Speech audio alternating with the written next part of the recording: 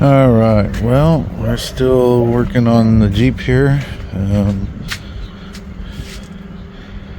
So first thing I want to do is drop the exhaust. Then I want to do the linkage for the transfer case and the clutch line. And that's going to be my goal for getting things done today. So that's kind of what I'm looking at. Just trying to think. So I need to figure out what size the only two bolts holding the entire exhaust system in, because apparently nothing else is. I need to figure out what size those are so I can get them out. I sprayed them yesterday with some of the penetrating oil, so that should come out fairly easy. I will need to take this boot system apart so that I can pull the shifter, the transfer case unit out, and then we'll get that clutch line. So got a couple tools I need to grab, and then we'll get on that. All right, so it seems to be a 5/8, and I got me a couple extensions, so I'm not working up there, and I'm working down here where I won't be banging stuff, hopefully not banging my hand. So we're going to go ahead and get those two out. I've already disconnected the O2 sensor. That's that wire hanging there. And other than it just resting on that strap, there's nothing else holding this in. So hopefully this comes out fairly easy. Okay, well, just like that, there's both of them. They came out real easy.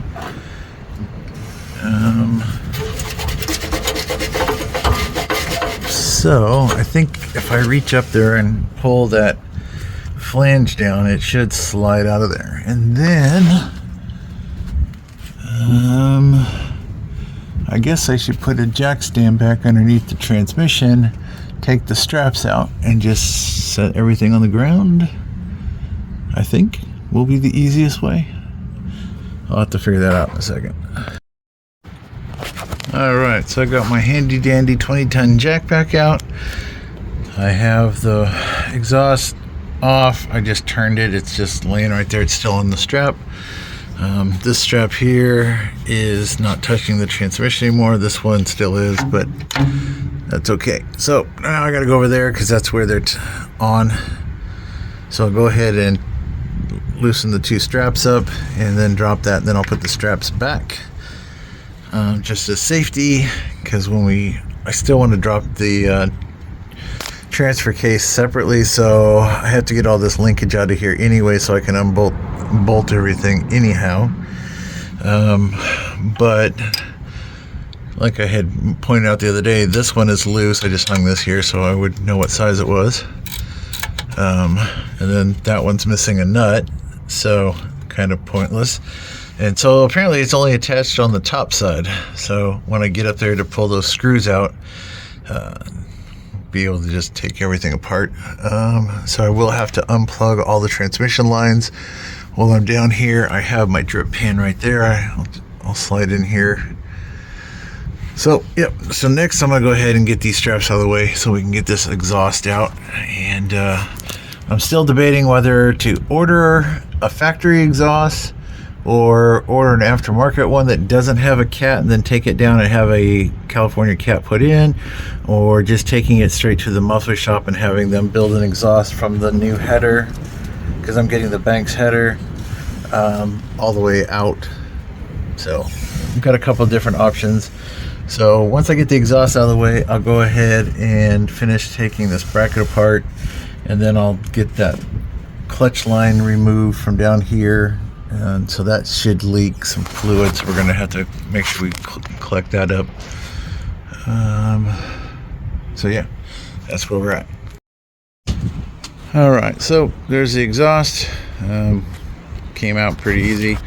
There is no numbers on that catalytic converter, so it wouldn't pass smog here anyway.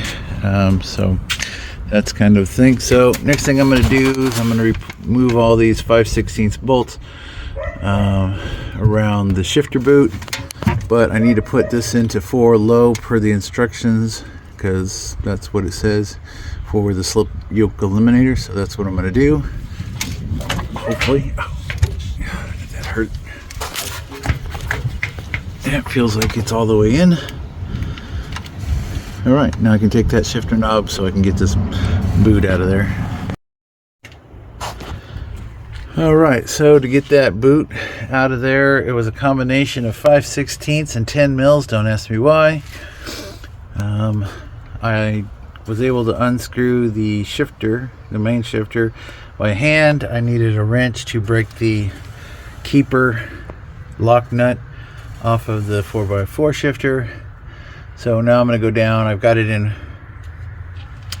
4 low, or it's supposed to be. Now it is.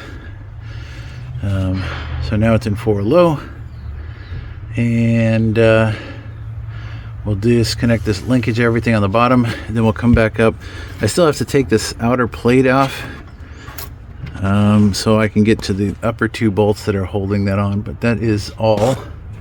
So, and of course the upper plate has been rhino lined, so the screws are probably not want to come out easy. We'll have to see that how that goes. All right, so I went ahead and undid the 1 bolt that was still connected. Like I said, the other one is missing the nut right there, so not right there. And then I just took a screwdriver and this is just held on with a rubber gasket. So pop that out. So now the linkage is off.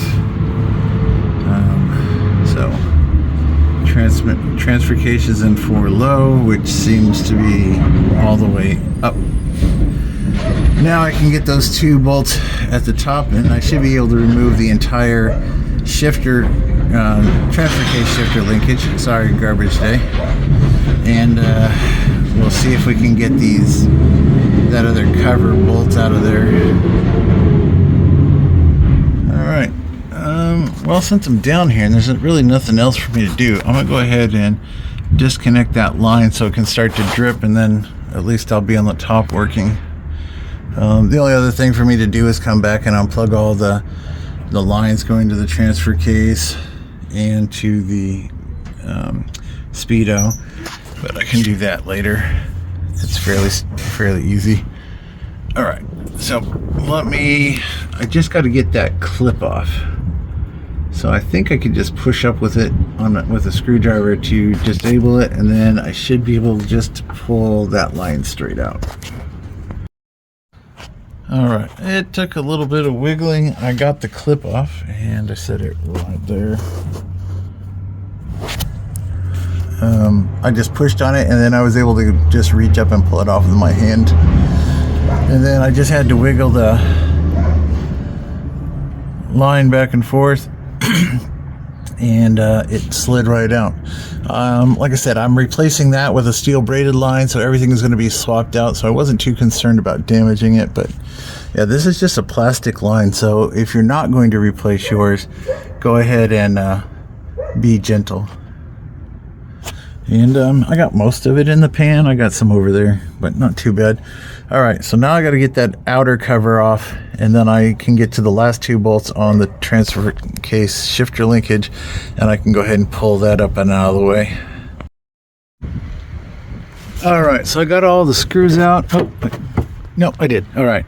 I just used a Phillips head and a tiny hammer, and I went around and tapped them all in before I tried to loosen them out. And so now that should come right out of there. Now I can get to these last 2 bolts, and I can take out this transmission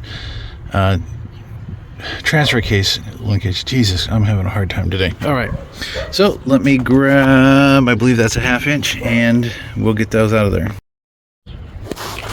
All right, so on the front one was definitely a 1/2 inch. The back one here seems to be a 13. Don't ask me why. So I've got it loose now. I'm just gonna go ahead and take it off by my fingertips, and then I should be able to wiggle that out of here. We'll see.